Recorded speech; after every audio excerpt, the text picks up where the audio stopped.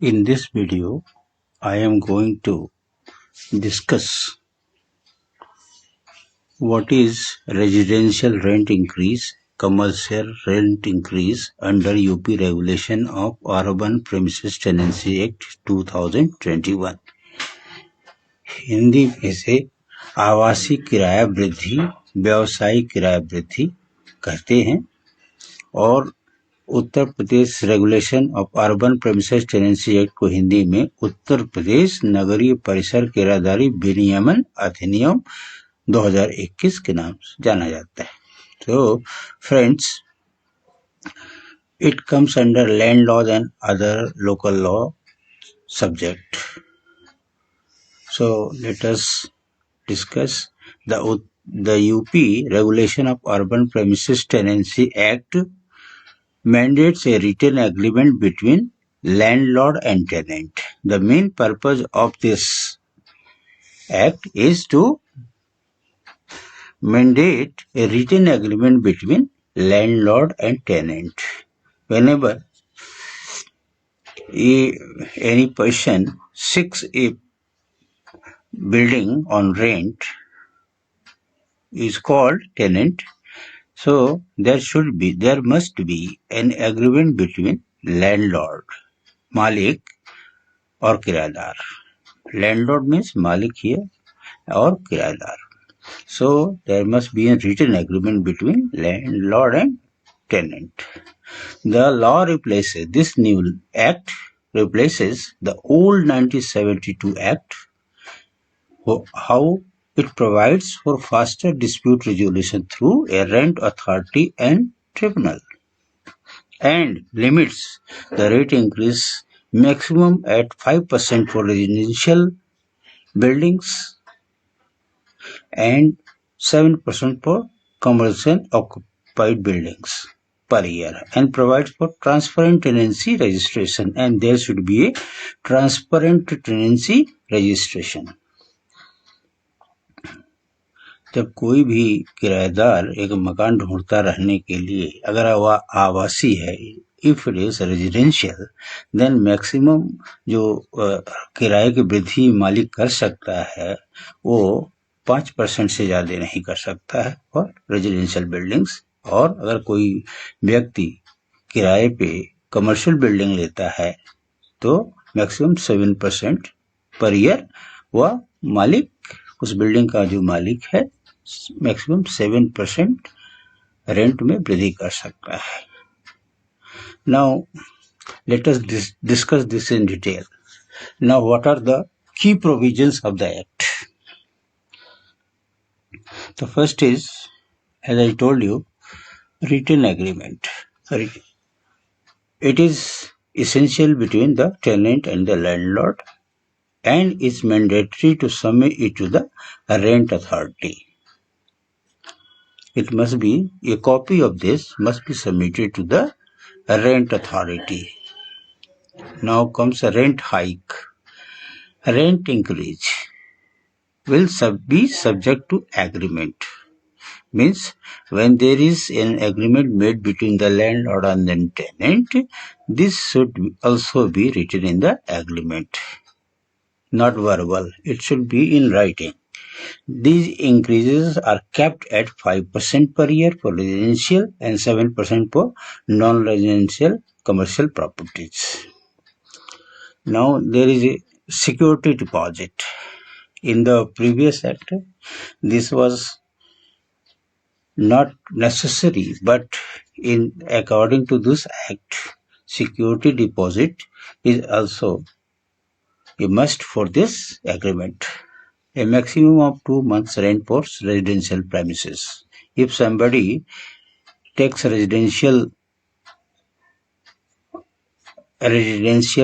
premises, then he has to pay at least 2 months, maximum 2 months of security deposit, and if he prefers a non-residential building, means commercial building, premises, then he has to pay 6 months rent as a security deposit. Third aspect is Eviction. Fourth aspect is eviction. How a landlord can evict a tenant. So there are three conditions in which case the landlord can evict a tenant. First is if the tenant does not pay rent on time.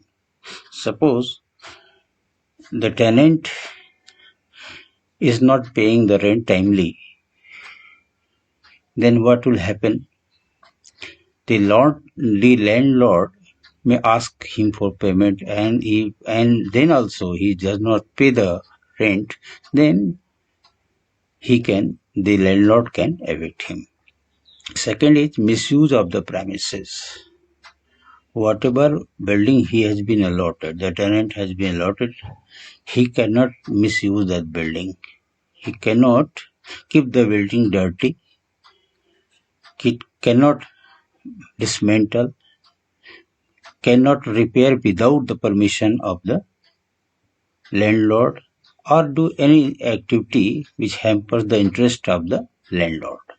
So, if he misuses the premises, then there is a chance of eviction of the tenant. Third is the subletting. Subletting means to giving someone else. If the tenant who has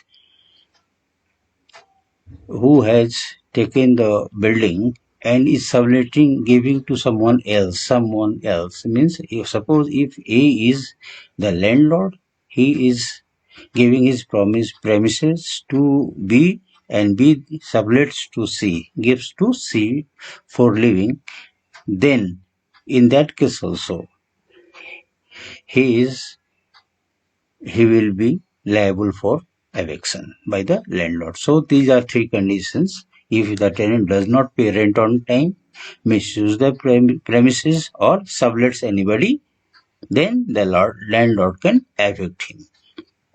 Rent Code / Tribunal. Now in this act, rent code, there is a provision for separate rent court and rent tribunal for speedy disposal of disputes to avoid court delays. If a case comes to a court, it takes a long time to decide the case. So, according to this act, provisions for rent court and rent tribunal have been made for speedy resolution of the conflict between the landlord and the tenant. Maybe due to rent, maybe due to misuse of the premises, or may be due to sublet. So, rent court and tribunal are established to resolve the matter between landlord and the tenant in a very short time. Now comes scope of the act. The act applies to all premises located in urban areas, but exemptions like buildings owned by the government, statutory bodies, cantonment boards, or religious public charitable trusts. It means government buildings are exempted from this act because government have provision for renting out. So this act exempts those governmental buildings such as statutory bodies owned by government, cantonment boards, or religious or charitable trusts.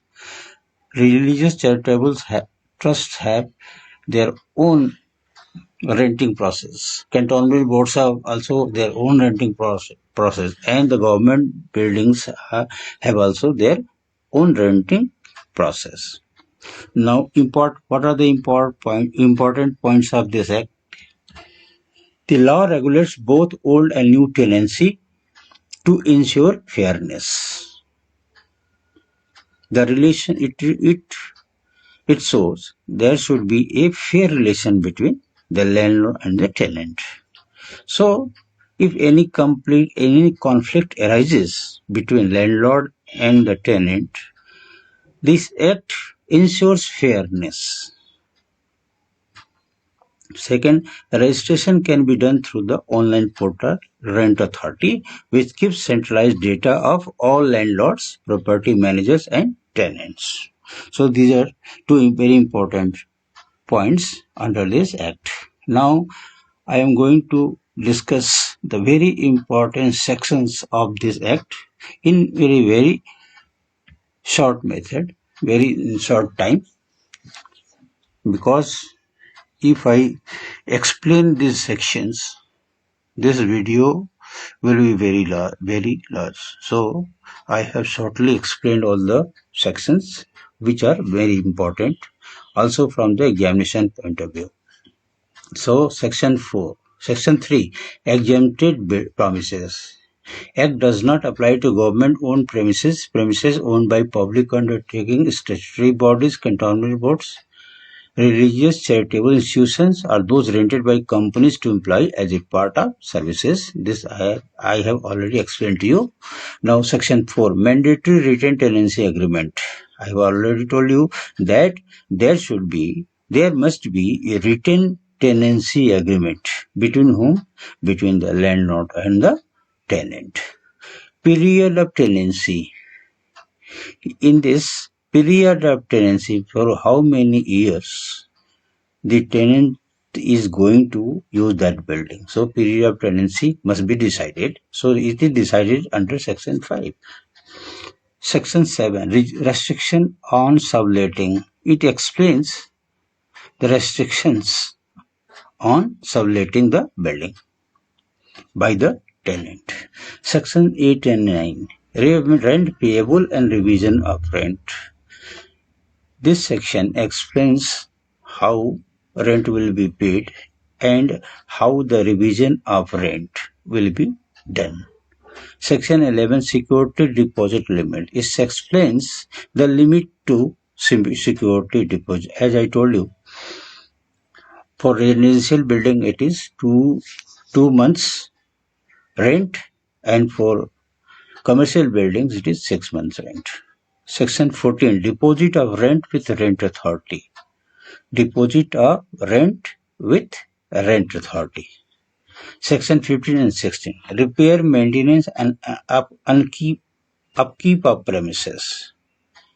This section explains the repair, maintenance and upkeep of premises, how the landlord should repair, maintain and upkeep the premises, and what are the duties of the tenant regarding this upkeeping of the premises. So these sections 15 and 16 you can go to the books and details can be had from that.